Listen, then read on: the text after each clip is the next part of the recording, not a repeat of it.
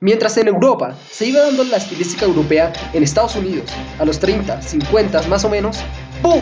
Se creó el movimiento denominado New Criticism. Guille, están dando en las noticias un movimiento raro, algo llamado New Criticism. Claro, Sofía, más que un movimiento dado por personas, era una actitud crítica. Era un método alternativo a la crítica vigente. ¿En serio? Es realmente interesante entonces.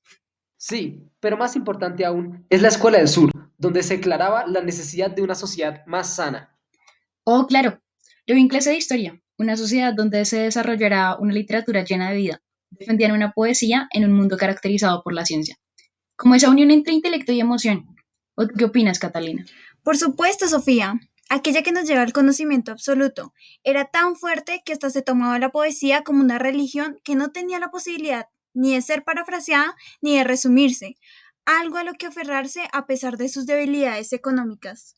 Pero sabes que no me acuerdo cuáles eran los exponentes, es que es un poco confuso. Te refresco la memoria.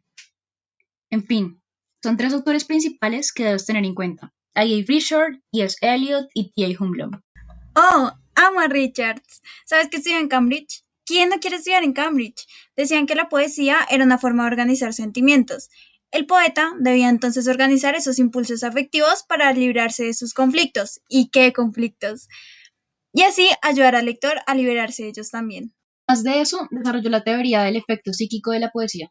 Habló de la moderación de los impulsos por el arte, marcó la diferencia del significado literal del poema y aquellos añadidos por la riqueza del significante, es decir, la plurisignificación de la poesía. El texto acaba siendo así una especie de mediador entre el vínculo autor-lector y el crítico tenía entonces que llegar a lo connotativo y no simplemente quedarse en lo denotativo. Mi favorito sin duda es Eliot. Para él, la poesía era un proceso más de despersonalización en el que el poeta no muestra su personalidad, sino que intenta escapar de la obsesión de sus emociones. El artista, entre más perfecto fuera, en sus obras, más alejado estaba del hombre. Pero claro, debe haber una colaboración entre intelecto y emoción. Tiene tres aspectos principales. Justo iba a decir eso. Creo que el primero es la tradición, aquella en la que hay que ser capaz de advertir la presencia del pasado. Todo poeta debe ser valorado por comparación con lo que otros poetas hayan hecho antes de él. Solo un conocedor de la tradición puede verdaderamente llegar a modificarla con su propio talento. Los autores aprenden en la tradición a configurar artísticamente lo que la vida les muestra. Las otras características son la disciplina y prestar atención al poema, más no al poeta, ya que éste debe encontrar la forma artística para simbolizar sus emociones. Pero no se olviden de Hulme, porque sus aportes son asombrosos. Él quería una poesía ordenada y racional.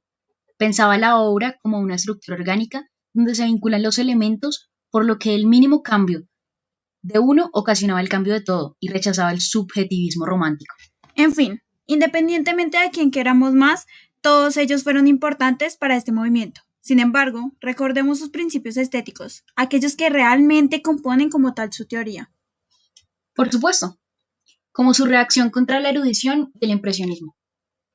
Pero claro, la forma en que defienden una poesía antirromántica y antiexpresiva son otras características. Y que no se te olviden los métodos para analizar las obras. La obra como un todo organizado, compuesto de elementos y donde lo estético está anclado a la estructura de la obra y la defensa de la autonomía de la literatura. Sea las cuatro falacias, la falacia intencional, biografista, afectiva y de la comunicación, sin dejar de lado el close reading y la aspiración a un análisis estrictamente inmanente. Pero qué lástima. ¿Fueron tan criticados? De verdad, qué tristeza. Sí, pero debes recordar que ignoraban en absoluto las condiciones sociales, la historia del texto y también el lector. No poseían un metalenguaje propio para discutir los resultados de la investigación. También su creencia a que lo estético de la obra es perpetuo, sin tener en cuenta que la interpretación y el significado de las palabras poéticas varía según su contexto o las épocas.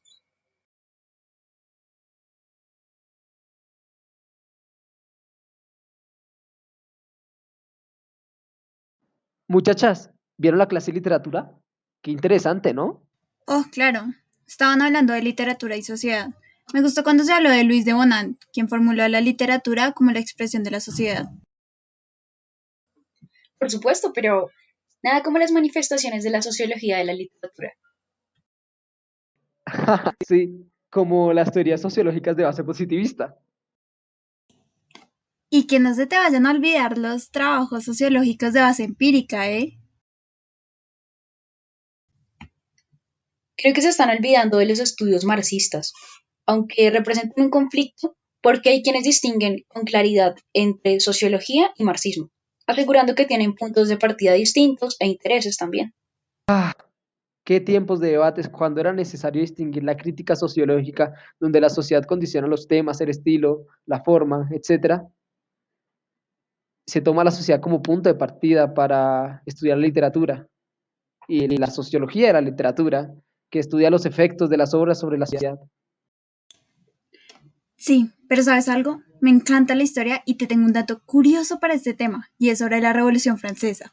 Se dice que las principales aportaciones sólidas entre literatura y sociedad se producen a finales del siglo XVIII, aunque es en el siglo XIX cuando estalla la polémica sobre la posible función social del arte.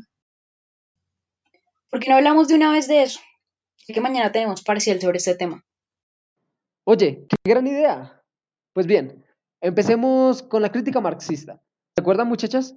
Aquella que tiene su origen en las pocas declaraciones que sobre el arte y la literatura hicieron Marx e Engels. Pero ¿cómo no me voy a acordar si la crítica marxista más eficaz es la que es menos dogmática y solo persigue exponer las implicaciones sociales e ideológicas latentes en la obra literaria? Sí, y en realidad ni Marx ni Engels escribieron una obra dedicada explícitamente al arte o a la literatura. Jaja, curioso. ¿Saben qué pienso? Que seguro nos van a preguntar la teoría del reflejo. Pero claro, deja yo la defino. La teoría del reflejo, que se podría definir como todo el movimiento de la sociedad, está gobernado por la disposición de los medios de producción. Y cuando estos medios de producción cambian, cambian también las formas de producciones artísticas y producciones intelectuales. Claro, claro, eso fijo va. Pero aplicado a la literatura, eso significa que la producción literaria es un reflejo de los conflictos sociales. Es decir, existe una correspondencia estrecha entre las circunstancias sociales y las producciones literarias. Y por tanto, los marxistas lo que hacen es tratar de identificar a través del texto literario las fuerzas sociales en conflicto. Pero qué olvidadiza soy. Recordemos que al sostener que la única literatura válida es aquella que refleja la realidad social, se acabará tomando como estilo predilecto el realismo, y así se podrán juzgar las obras según su grado de realismo, es decir, según su fidelidad a la realidad social. Oigan, ¿no les gustaría ser rusos? En fin, no tienen que contestar. Solo me parecía importante hablar sobre, valga la redundancia, el marxismo ruso. Qué inteligente eres, Pablo. Eso también va en el parcial. Por eso, debemos recordar la teoría de los factores, donde en el arte se refleja la psicología del hombre que vive en la sociedad.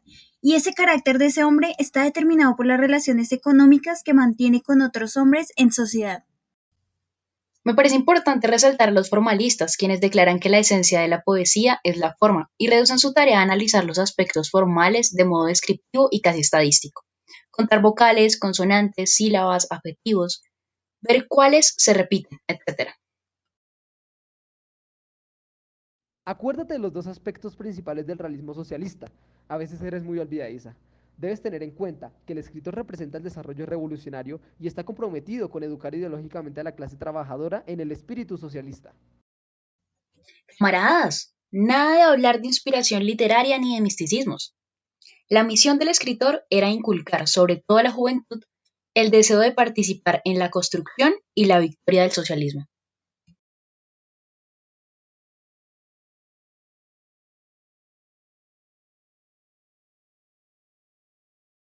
¡Hey! Mira ahí.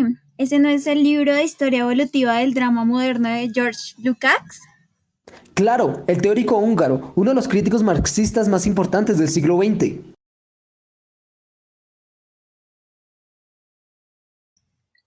Sí, el que hablaba de sociología de la literatura, una disciplina dedicada a estudiar la relación entre literatura y sociedad.